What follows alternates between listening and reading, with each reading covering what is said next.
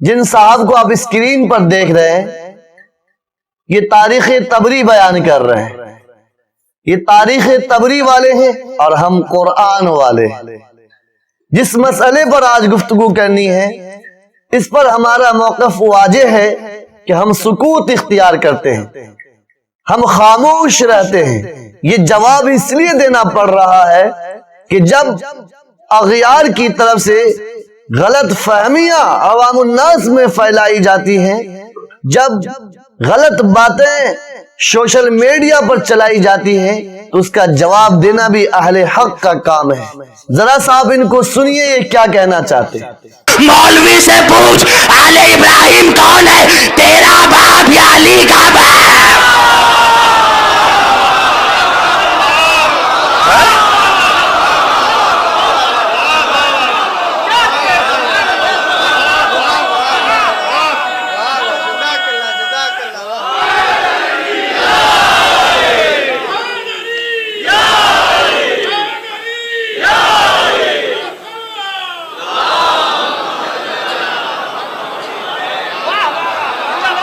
ارے منحوس باپ کے منحوس بیٹے، علی کے باپ پہ بھونک رہا ہے، علی کے باپ پہ بولے گا؟ بہت زیادہ سنت پہ چلتا ہے۔ کتنے سال کی سنت ہے تیرے پاس؟ نبی کی کتنے سال کی سیرت ہے مسلمانوں کے پاس؟ شرم نہیں آتی؟ نمک حرام، تیرے باپ دادا نے ابو طالب کا دسترخوان میں روٹی توڑی ہے۔ مولویوں نے تجھے تاریخ سے، ہسٹری سے دور اس لیے کیا ہے کہ ہسٹری پڑھ کے مولویوں کو ہسٹیریا ہو جاتا ہے۔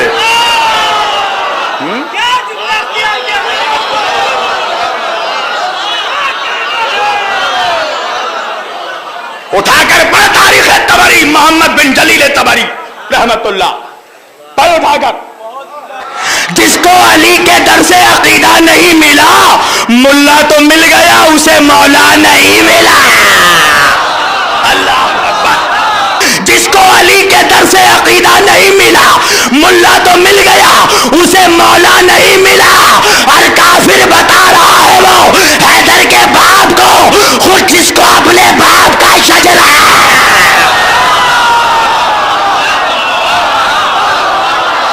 تاریخ طبری بیان کر رہے ہیں اور ہم قرآن بیان کرتے ہیں۔ اِنَّكَ لَا تَهْدِي مَنْ أَحْبَبْتَ وَلَكِنَّ اللَّهَ يَهْدِي مَنْ يَشَاءُ کہ اے پیارے نبی، آپ جس کو ہدایت دینا چاہتے ہیں ہدایت نہیں دے سکتے، جس کے لیے آپ چاہتے ہیں اس کو ہدایت نہیں مل سکتی، بلکہ تیرا رب، تیرا خدا، تیرا اللہ جس کو چاہے گا اسے ہدایت ملے گی، اسے صراط مستقیم ملے گی، اسے سیدھا راستہ ملے گا، آپ کے چاہنے سے نہیں ہو سکتا۔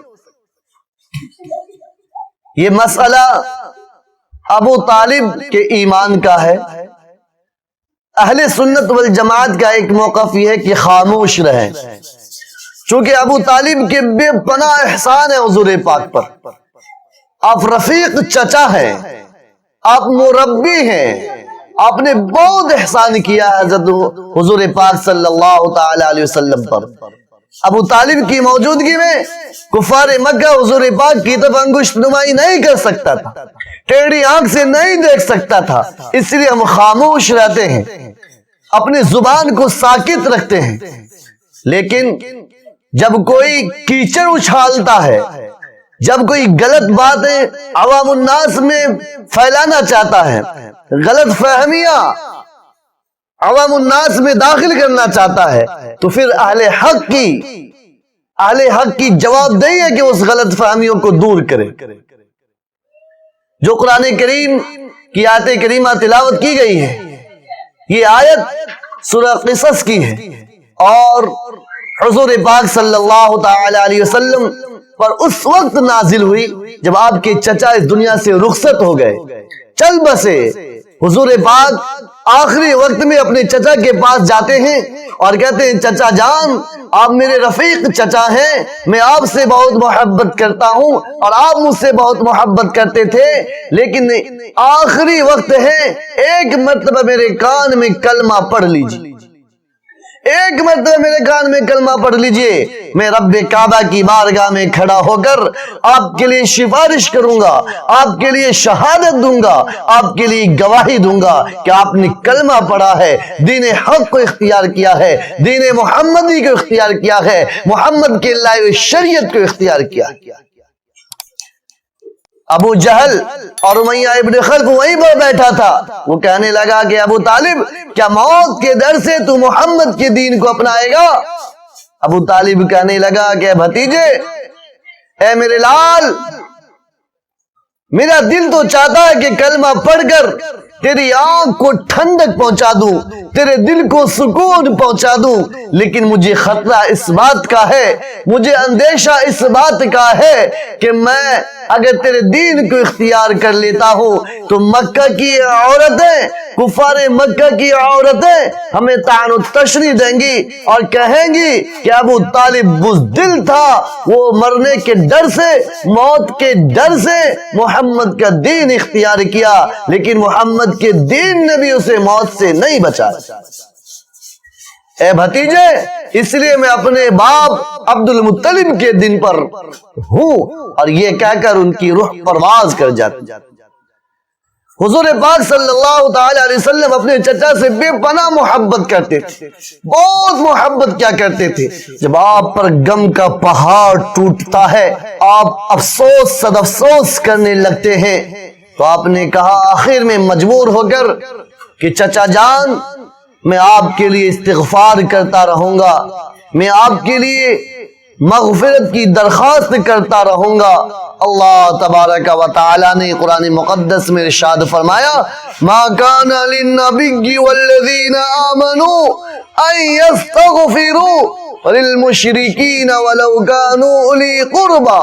یہ آیت کریمہ آیت نازل ہوئی کہ کسی نبی کے لیے، کسی ایمان والوں کے لیے اس بات جزیبہ نہیں دیتا، درست نہیں ہے کہ وہ ایک مشرک کے لیے استغفار کرے، گرچہ اس کا قرابت دار ہو، گرچہ اس کا رشتہ دار ہو، گرچہ اس کا والد ہو، گرچہ اس کی والدہ ہو۔ کسی غیر ایمان والوں کے لیے ایک ایمان والا اور ایک نبی اس کے لیے استغفار نہیں کر سکتا۔ تو پتہ یہ چلتا ہے، ہم تو اولاً اپنا موقف خاموش رہتے ہیں، سکوت اختیار کرتے ہیں، لیکن قرآن مقدس سے یہ پتہ چلتا ہے ابو طالب دنیا سے یوں ہی چل بسے، دنیا سے یوں ہی رحلت ہو گئے ہیں۔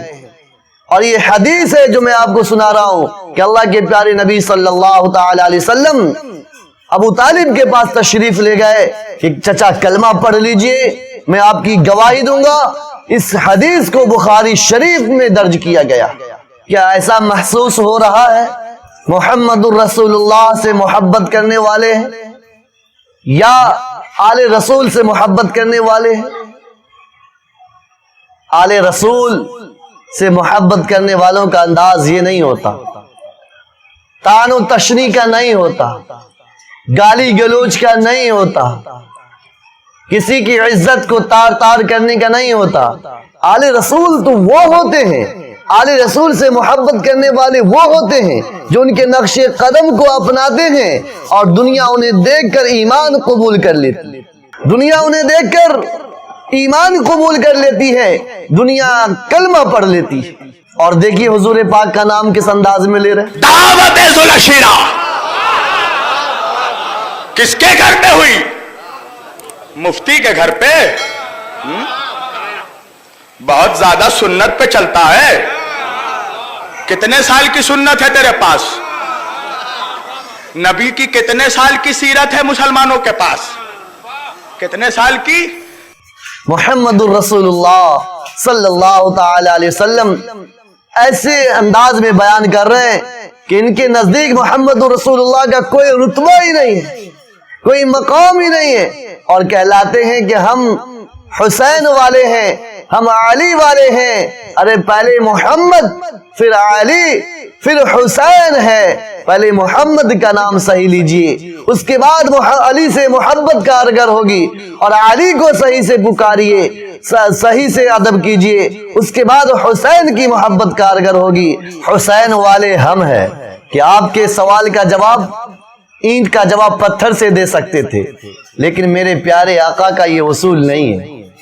میرے آقا محمد الرسول اللہ کی تعلیمات ایسی نہیں ہیں۔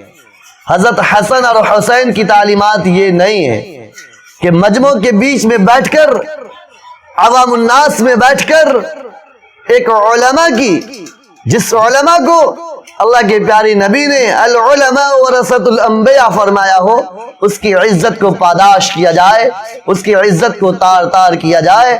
آپ کے ہر سوال کا جواب دینا جانتا ہوں اور اینٹ کا جواب پتھر سے دینا جانتا ہوں، لیکن اگر پتھر سے جواب دوں تو میرے آقا کی تعلیمات کے خلاف ہوگا اور میں وہ نہیں جا سکتا۔